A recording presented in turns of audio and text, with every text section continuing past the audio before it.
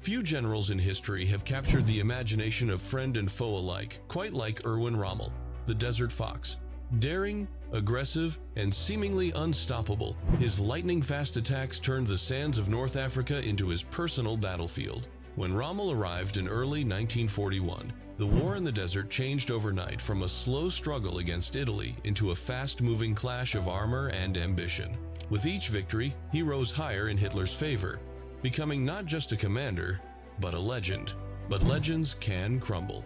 North Africa would become the stage of Rommel's greatest triumphs and his ultimate defeat. So, how did the Allies turn the tide against the Desert Fox and drive him out of Africa for good? From Italian collapse to Rommel's arrival. In early 1941, British forces appeared to be moments away from achieving a complete victory in North Africa. The Italian army, poorly equipped and poorly led, was in full retreat. Key ports like Tobruk had already fallen, and the road to Tripoli lay wide open.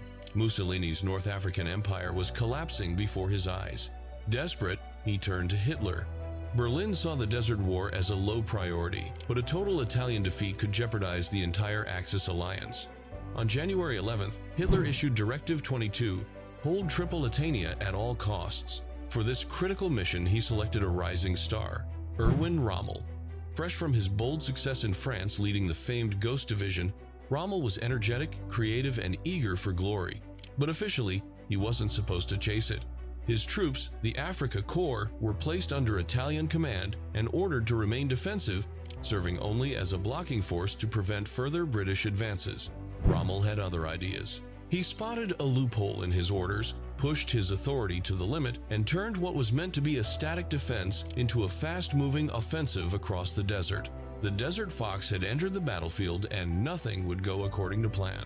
Blitz in the desert. Rommel wasted no time. In March 1941, while the British were resting and reorganizing after crushing the Italians, he launched a surprise offensive. His tactics were fast, fluid, and aggressive, driving straight into the heart of British positions. The exhausted Commonwealth troops were caught completely off guard. Outflanked again and again, the British-led 8th Army retreated in chaos across Cyrenaica, abandoning precious territory they had only just captured. It seemed as though nothing could stop the Desert Fox's momentum, but one fortress refused to fall. Tobruk, defended by tough Australian infantry, stood its ground. Rommel surrounded the port and laid siege, determined to break it open, but the garrison held strong. It became a stubborn roadblock on his path to Egypt. Even so, Rommel's reputation soared. Hitler was thrilled by the stunning turnaround in Africa. Rommel was promoted and given command of the newly formed Panzergruppe Afrika, placing both German and Italian troops under his control. Their personal connection grew, and Hitler now saw Rommel as the man who could win the Desert War. The Blitz in the desert had turned a defensive sideshow into one of the most dramatic campaigns of the Second World War.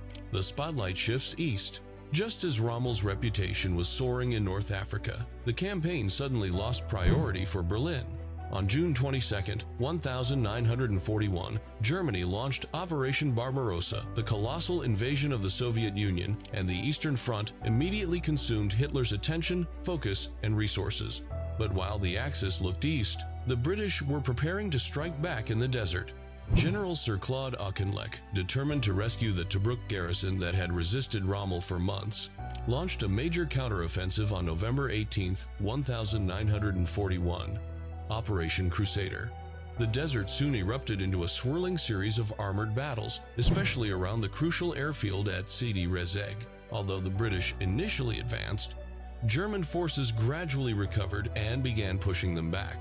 Sensing an opportunity to recreate his sweeping victories from earlier in the year, Rommel personally led the 21st Panzer Division in a daring thrust toward the Egyptian frontier, a gamble that became known as the Dash to the Wire. He planned to trigger a full British collapse, but unlike before, fuel shortages slowed his momentum, and the British did not break this time.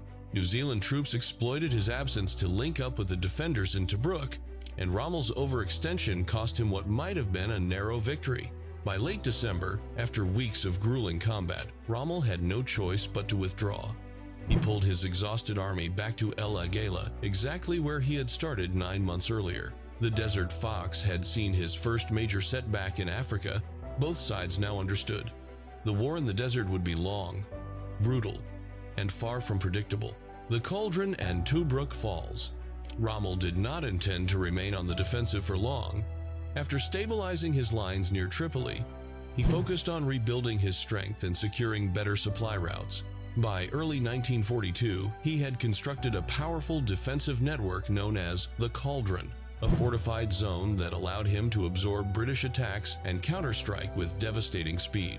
The British, slow to capitalize on their earlier success, found themselves once again on the back foot. On May 26th, Rommel launched a new offensive, striking southeast toward Bir Hakeim. Despite fierce French resistance, the position fell on June 10th, reopening Rommel's path north. The British lines began to unravel as Rommel's panzers outmaneuvered and encircled units across the desert. Realizing their offensive plans had failed, the 8th Army poured in reinforcements simply to hold their collapsing defenses. Rommel was swift in exploiting the moment. On June 21st, he arrived at Tobruk once again, but unlike in 1941, the fortress was no longer strongly fortified or prepared for a prolonged siege. The German offensive hit with overwhelming force. In just 2 days, the crucial port fell, and 35,000 mostly South African troops were taken prisoner. A city that had once resisted a 9-month assault had crumbled almost instantly. Hitler celebrated this stunning victory with a rare reward. He promoted Rommel to General Feldmarschall, making him the youngest field marshal in the German army. The Desert Fox himself later described June 21st as the high point of the entire African campaign, a moment where triumph seemed assured and the road to Egypt appeared to lie wide open. But success came at a high cost. His army was badly worn down, his supply lines stretched thin, and the British survivors were falling back toward a defensive position that would soon become legendary: El Alamein, the Alamein that wouldn't break. With Tobruk lost and the British forces in retreat, the 8th Army limped back to the small railway town of El Alamein, one of the last defensive barriers before the Nile Delta and the Suez Canal. Here, geography finally favored the Allies. To the north lay the Mediterranean Sea. To the south, the vast and impassable Qattara Depression. The desert battlefield narrowed to a 40-kilometer wide corridor, a choke point that denied Rommel the freedom of movement that had made him so successful. As the Axis forces pushed forward, their attacks ran into prepared British defenses and relentless anti-tank fire, slowing momentum to a crawl. Winston Churchill demanded an immediate counterattack to turn the tide, but the exhausted 8th Army could barely hold its positions. Frustrated by what he saw as hesitation, Churchill replaced General Auchinleck with Bernard Law Montgomery, a commander known for his discipline, caution, and attention to detail. Montgomery recognized that Auchinleck's assessment had been correct. The troops needed time to rest, reorganize, and retrain. Meanwhile, British codebreakers at Bletchley Park provided a critical advantage. They intercepted and decrypted German messages, revealing Rommel's plans before he could act. For one of the first times in the campaign, the Desert Fox had lost the element of surprise. When Rommel attempted to strike south and outflank the British in late August, Montgomery allowed the attack to begin, then sprung a trap. At the fortified ridge of Alam Halfa, British tanks and artillery were dug in deep, waiting. The Axis offensive was smashed apart, and for the first time, Rommel was decisively stopped in open desert battle. His army, weakened by illness, supply shortages, and constant pressure, could no longer sustain repeated assaults. Rommel himself, exhausted and suffering serious health issues, had to return to Germany to recover. The initiative had shifted. For the first time in the Desert War, Rommel was no longer the hunter, he was becoming the hunted. Second El Alamein, turning the tide. By the autumn of 1942, the 8th Army stood rejuvenated. Reinforcements, fresh tanks, and a confident new commander had transformed Britain's defensive line into a powerful striking force. Meanwhile, the Axis situation worsened by the day. Fuel shortages crippled mobility, Luftwaffe support dwindled, and Rommel, now returned from sick leave, faced a battle he knew he could not win. Yet Hitler demanded victory. On October 23, 1942, Montgomery launched his long-awaited attack, the Second Battle of El Alamein. The night sky erupted with one of the largest artillery barrages ever seen in the Desert War, a thunderous signal that the offensive had begun. The Allied plan was brutal but necessary. Punch through the thick German and Italian minefields, destroy the Axis line, and clear a path for armor to surge forward. Progress was slow and costly. Units advanced at different speeds, mine clearing took longer than expected, and German anti-tank guns, including the feared 88 seconds, shredded British armor.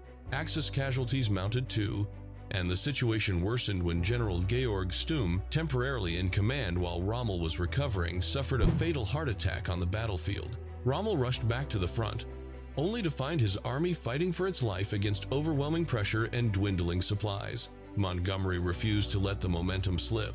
On November 2nd, he launched Operation Supercharge, a concentrated blow aimed at breaking the German positions around Kidney Ridge. It was a frontal assault, costly and unforgiving, but Montgomery made his intent clear: victory at any price. The grinding battle finally shattered the Axis defenses. Rommel ordered a retreat on November 4th, knowing further resistance meant destruction. Hitler furiously commanded him to stand and die where he stood. Rommel ignored the order, choosing to save what remained of his army. El Alamein marked the turning point of the North African campaign. Churchill later declared, "Before Alamein, we never had a victory. After Alamein, we never had a defeat." Rommel's legend endured, but the Desert Fox would never again hold the initiative in Africa. The fall of the Desert Fox.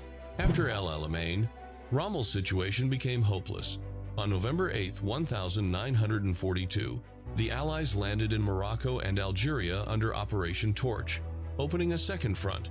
The Afrika Korps, already out of fuel and supplies, was squeezed backward into Tunisia, where mountains and narrow passes killed the mobility that had once made Rommel unstoppable. Command disagreements and constant Allied air attacks only deepened the crisis. The tank war also turned against Germany.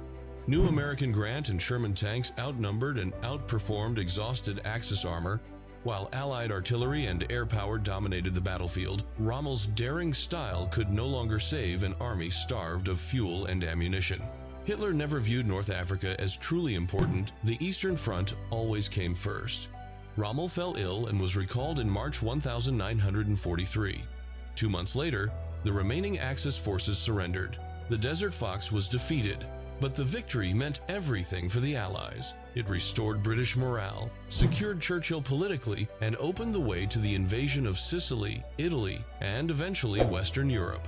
North Africa became the first major step on the road that would end in Berlin and the beginning of the end for Nazi Germany.